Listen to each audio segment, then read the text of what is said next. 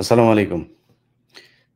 প্রিয় দর্শক আপনাদের সকলকে আমি আমার ফেসবুকে পোস্ট করে জানিয়েছি যে ভিপি এবং জিএস ২ পদেই শিবিরের যে প্রার্থী তারা অ বিজয়ী হয়েছেন এবং এই বিষয়টি যিনি জানিয়েছেন তার কাছ থেকে প্রাপ্ত যে খবর সেটা আপনাদেরকে জানানোর চেষ্টা করব।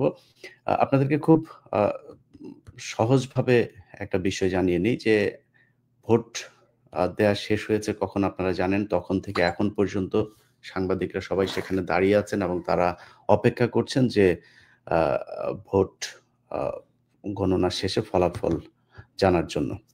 আপনাদের কি মনে হয় যে ঢাকা বিশ্ববিদ্যালয়ের মতো ছোট্ট একটা জায়গায় অল্প কিছু ভোটার নিয়ে একটা ভোট সম্পন্ন হওয়ার পরে সেই ভোট গণনা করতে, করতে এত রাত লাগার কথা কিনা? এখানে যে বিষয়গুলো হয়েছে সেটা হচ্ছে উম আ মানে গোয়েন্দা সংস্থার সাথে খেলা করে আমাদেরকে মজার বানরের খেলা দেখাচ্ছেন। তাদের দাবি হচ্ছে যে এখন যদি নাকি ফলটা ঘোষণা করা হয়, আমি যেমনটা জানিয়েছি যে ভিপি এবং জিএস ২ পদে শিবিরের প্রার্থী বিজয়ী হয়েছেন। এটা যদি প্রকাশ করা হয় সেক্ষেত্রে ছাত্রদলের পক্ষ থেকে তারা ঢাকা শহরের সব জায়গায় তাদের ঢাকা বিশ্ববিদ্যালয়ের আশপাশে বিভিন্ন জায়গায় তারা অবস্থান নিয়েছে এবং সেখানে বিশাল আ পরিমাণে তাদের নেতাকর্মীরা সেখানে আছেন। তারা বিশৃঙ্খলা করবেন এবং সেটা যদি করা হয় তাহলে ৩য় পক্ষ এখানে সুযোগ নেবেন। আরে বেটা এই গোয়েন্দা সংস্থা এখন উপরে যারা আছে, সবই তো ৩য় পক্ষ। আপনারা এখানে এসে এইসব এই হুজুরগিরি দেখাইতে এসে আমাদেরকে ভুলভাল বুঝায়েন না। সো ফলাফল যা হয়েছে সেটা জানাইতে হবে। এই দেশের মানুষ শেখ হাসিনা এর আগে ওই নুরু ভিপি হয়েছিল। ওই সময় তারা চেয়েছিল সবগুলো ভোটই তারা নিয়ে নিবে। শেষ পর্যন্ত পারে নাই। ভিপি নুরুকে তারপর দেখেছে যে একটা দেই তাইলে আর পিছনেরগুলো নিয়ে কোনো হবে না। ওরে ভিপি বানায় রাখো, তার কাজ যা করার তোমরাই করবা। সেটাই হয়েছিল। শেখ হাসিনা এখন বাংলাদেশে নাই। শেখ হাসিনা সেই রাতের ভোট, তারপরে হচ্ছে গিয়া ড্যামি ভোট, ভোটারবিহীন ভোট, এইসব ভোট আর এই দেশে হবে না। যেটা ফলাফল হবে সেটা করতে হবে। কেউ যদি বিশৃঙ্খলা করে, মনে করেন ছাত্রদল যদি নাকি মনে করে যে তারা বিশৃঙ্খলা করে তারপরে জিতে যাবে, বিশৃঙ্খলা করে তারপরে তাদের ভালো কিছু হবে, তাইলে হোক কোনো সমস্যা নাই। আপনি যদি নাকি ৩য় পক্ষকে সুযোগ দিতে চান, তাইলে আপনি সুযোগ দেন। আপনার যদি ভালো হয় তাইলে হোক। আমরা এত ৩য় পক্ষেরে নিয়ে এত ভয় পাইয়া লাভ কি? আপনারা আসতে দেন, গোয়েন্দা সংস্থারে নিয়ে আবার সেনা শাসন আসতে দেন। তারপরে আওয়ামী লীগরে আবার ফের পুনর্বাসিত করতে দেন। কোন সমস্যা নাই। ভাই হিসাব খুব পরিষ্কার। এই দেশের মানুষ, সারা বাংলাদেশের মানুষ আজকে আপনাদের নির্বাচন দেখেছে। এক মহিলা এসে বলল, তিনি ফোন করেছেন, হ্যাঁ, ফোন করে তারপরে দেখেছেন এই হচ্ছে, এই হয়ে যাচ্ছে। একজন তার বান্ধবী একজন ফোন করে বলেছেন যে ভিতরে ক্রস চিহ্ন দেয়া সেখানে। সারা সারা দেশের সব মিডিয়া আজকে আপনার এখানে ছিল। একেকটা টেলিভিশন পত্রিকার ৮ টা ১০ টা করে টিম সেখানে কাজ করেছে। কারোর চোখে কোনো কারচুপি পড়ল না? এর আগে আমরা দেখি নাই কারচুপি নির্বাচন? এর আগে ওই উম ভিপি নুরও যে এবার হইল, ভিপি হইল, সেবার আমরা দেখি নাই কিভাবে সব বের করে দিয়ে ছাত্রদলের লোকজন সেখানে করছে। একজন প্রক্টরকে ধরা হইলো। এগুলো তো সব মিডিয়াতে চলে এসছে। এবার তো আরো বেশি স্বচ্ছ ছিল। এবার ধরার জন্য তো কোনো মানে এই সায়েন্স দরকার নাই। যে মানুষগুলো সেখানে ছিল, যে মিডিয়াগুলো ছিল সবাই ধরতে পারত। একটা প্রমাণ নাই। আপনারা কারচুপি নির্বাচন বলে তারপরে একটা আরে ভাই আপনারা যে হারবেন এটা তো আমরা আরো প্রায় ১ মাস আগেই জানি যে আপনারা হারবেন। এটা নিয়ে এত নাটক-টাটক করে তো লাভ নাই। যদি জোর করে এখন কোন ধরনের করাইতে চান কিংবা মনে করেন রেজাল্ট দেয়ার পরে আপনারা সারা বাংলাদেশে একটা বিশৃঙ্খলা ঢাকা শহরের ঢাকা বিশ্ববিদ্যালয়ের আশপাশে একটা বিশৃঙ্খল পরিস্থিতি তৈরি করতে চান, বাংলাদেশের মানুষ আপনাদের এগুলো ভালোভাবে নেবে না। এর আগে শেখ হাসিনা যত জোর করে যত ভোটে নির্বাচিত হয়ে এসছেন, সেগুলোর পরিণাম কি এই দেশের মানুষ দেখেছে। তার চাইতে বরং প্রস্তুতি নেন। ভাই এখনো রেজাল্ট হয় নাই। আপনি যেহেতু জানেন না, আপনার কাছে যেহেতু আসে নাই, সো প্রস্তুতি নেন। বিজয়ী হইলে আপনি বিজয় মিছিল করবেন। বিজয়ী না হইলে সুন্দর করে একটা নতুন কালচার তৈরি করেন। বিজয়ী প্রার্থীকে ডেকে এনে তাকে ফুল দিয়ে তাকে বলবেন যে, "আমাকে এই শিক্ষার্থীরা চায় নাই। Let's try next time. আমার এবারে দরকার নাই তো এটারে নিয়ে এত কিছু করার।" তো আপনি সেটা করেন। সেটা না করে এখন আপনি চাপ দিচ্ছেন। আরেক গণেশচন্দ্র রায়। আর গণেশচন্দ্র রায় ঢাকা বিশ্ববিদ্যালয়ের ছাত্রদলের সভাপতি হইল কেমনে? আমি হিন্দু মুসলমান নিয়ে আলাদা করতে চাই না। কিন্তু এই গণেশরা, এই গণেশ, এইদিকে আরেক চাঁদাবাজ আছে হচ্ছে এই যে নিতাই রায়ের এই যে মেয়ে নিপুণ রায়, নিপুণ রায় আর তার বাপ গোয়ার শর, এই গোয়ার শর আর নিপুণ রায় এই দুইটার মানে চাঁদাবাজিতে ওই ট্যানারি পট্টি টটি ওই সাইডের এলাকার লোকজন পাগল।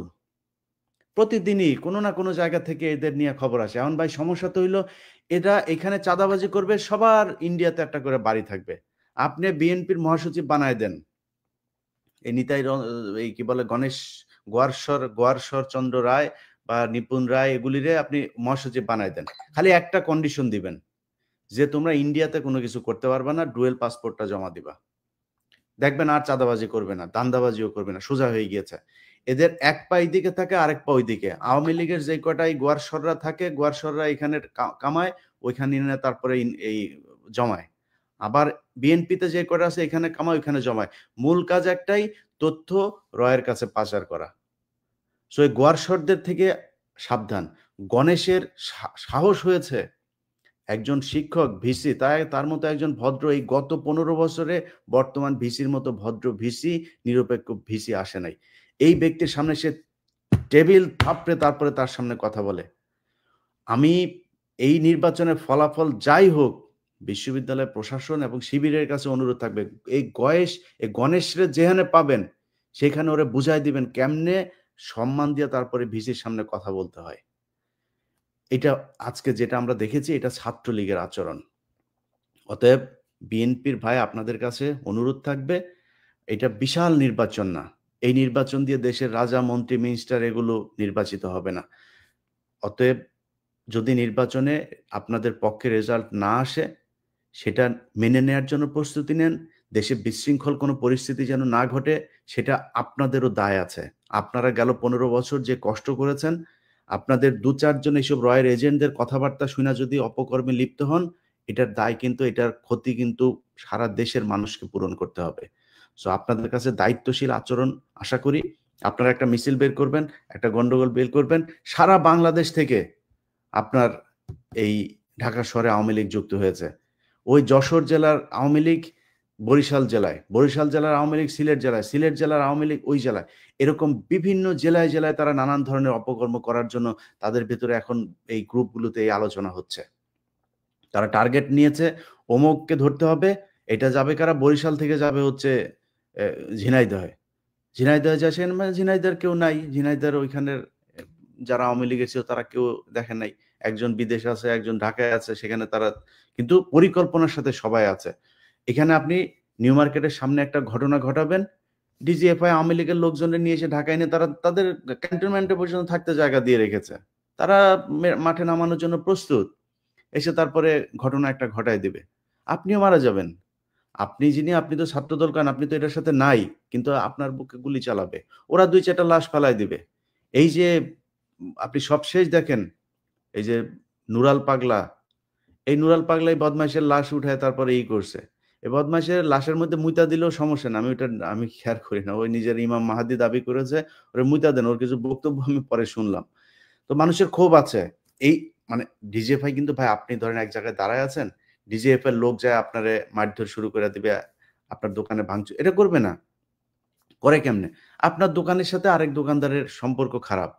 তারে দিয়ে আপনারা করবে যে ওরে একটু সাইজ করতে হবে, ওরে করো। আপনি যাবেন যায়া ওর দোকানে ওরে যাবেন মারতে। ডিজিএফআই এর লোক ৪-৫ জন থাকবে। আপনি তো খালি গেছেন ওরে ২-৪ টা চড় থাপ্পড় মারতে। ডিজিএফআই এর লোক যায়া পেটের মধ্যে ঢুকাই দিবে চাকু একটা। হইল কি? ২ দোকানের এই ভাগাভাগি নিয়া দ্বন্দ্বে প্রাণ গেল আরেক দোকানদারের। মারল কে আসলে? তো DGFI. That's how they work. আপনার এই জিনিসগুলো মাথায় রাখতে হবে। এই নুরাল পাগলার এখানে যেমন ছাত্রলীগের ২ টারে পরে পাওয়া গিয়েছে, এগুলি ডিজিএফআই, এগুলি রয়ের। তারা এই সারা দেশে এইভাবে ঘটনা ঘটাবে। সো আপনি একটা মিছিল বের করবেন, মিছিল বের কইরা আপনার কাজ থাকবে, ভাই ছাত্রদল তো জীবনে ছাত্রলীগের মতো হিংস্র হইতে পারবে না। কিন্তু ছাত্রলীগ আপনার ভেতরে ঢুইয়া যাবে। এখানে শত, শত হাজার, হাজার মানুষ আসবে। আপনি জানবেন নাকি কে ছাত্রদল আর কে ছাত্রলীগ আর কে ভারত থেকে এসছে? চিনবেন আপনি? চেনা তো সম্ভব না। যেই কারণে আমি মনে করি যে আজকের যে ঘটনা, এই ঘটনা যদি নাকি আপনারা মনে করেন সামনের নির্বাচনে আপনি ২০১২ সাল ১৩ সালের ঘটনাগুলো যদি দেখেন, সেখানে একই অবস্থা ছিল। এই আওয়ামী লীগ জোর করে, আপনি দেখেছেন যে সেই যে খুলনায় ছিল মনি, তারপরে ঢাকা সহ বিভিন্ন জায়গায় হেফাজতের ঘটনার পরপর যে নির্বাচনটা হইলো, সবখানে আওয়ামী লীগের ভরাডুবি হয়েছে। তারা কি করলো? জোর করে সেখানে নির্বাচিত হলো নিজেদের লোকজন। জোর করে এই মেয়রদেরকে ক্ষমতাচ্যুত করলো, জেলখানায় নিল।